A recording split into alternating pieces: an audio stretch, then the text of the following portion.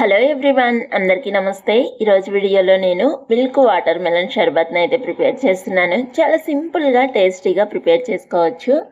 ముందుగా దీనికోసం అయితే నేను ఈ వాటర్ మెలన్ని 1 అవర్ సేపు ఫ్రిడ్జ్లో అయితే పెట్టాను. ఇప్పుడైతే దీన్ని కట్ చేస్తున్నాను. ఇలా కట్ చేసుకున్న తర్వాత ఇప్పుడైతే దీన్ని నేను సన్నటి ముక్కల్లాగా అయితే కట్ చేస్తున్నాను.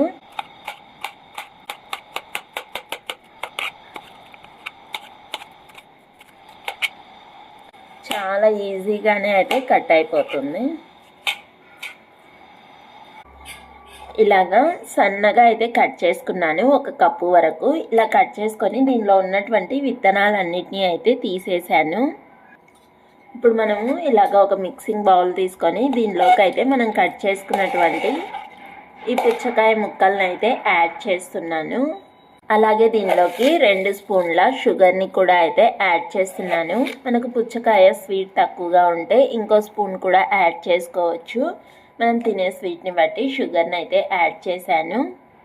ఇప్పుడైతే దీని అంతటిని ఇలాంటిది ఒక గరిట అయితే తీసుకునేసి మిక్స్ అయితే చేసుకుందాము.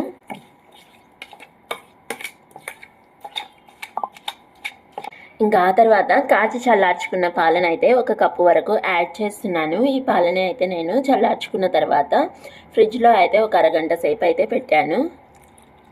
ఇలా పెట్టుకోవడం వలన మనం తాగేటప్పుడు చల్లగా చాలా టేస్టీగా అయితే ఉంటుంది ఈ షర్బత్. ఇంకా దీనిలోకి 1 గంట సేపు నానబెట్టుకున్నటువంటి ఈ సబ్జా సీడ్స్ని అయితే యాడ్ చేస్తున్నాను, ఒక 2 స్పూన్ల వరకు. ఇప్పుడు దీని అంతటినీ అయితే ఒకసారి బాగా మిక్స్ చేసుకుందాము. ఇంకా దీనిలోకి అయితే నేను కొద్దిగా డ్రై ఫ్రూట్స్ని అయితే యాడ్ చేస్తున్నాను. ఇప్పుడు మళ్ళీ ఒకసారి మిక్స్ చేసుకునేసి గ్లాస్లోకి సర్వ్ అవుట్ చేసుకోవడమే.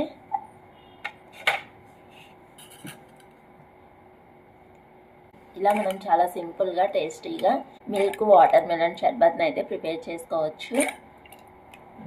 దీన్ని మనం ఫ్రిడ్జ్లో ఇంకొక 1 అవర్ పెట్టుకొని సర్వ్ చేసుకుంటే చల్లగా చాలా టేస్టీగా ఉంటుంది. మనకు నచ్చితే దీనిలోకి 1 స్కూప్ ఐస్ క్రీమ్ కూడా యాడ్ చేసుకొని తినేయచ్చు.